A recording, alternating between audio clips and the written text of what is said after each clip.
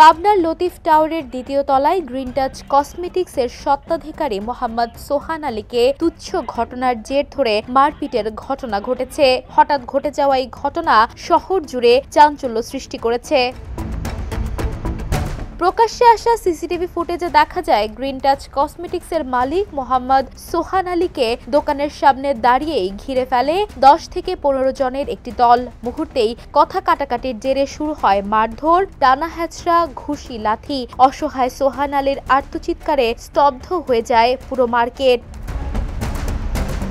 আহত সোহান ঈশ্বরদী উপজেলার মিজানুর রহমানের ছেলে। তিনি অভিযোগে বলেন, তুচ্ছ বিষয় থেকে শুরু, কিন্তু হঠাৎই মাসুম, ইউসুফ, সার্থক, ইসমাইল সহ আরো কয়েকজন আমাকে দোকানের ভেতরেই হামলা করে, এমনকি হত্যার হুমকিও দেয়।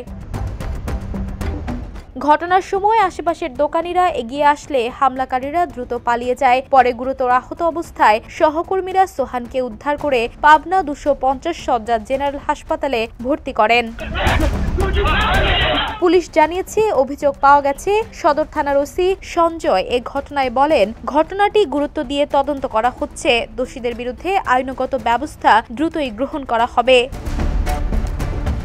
Desk report, the news.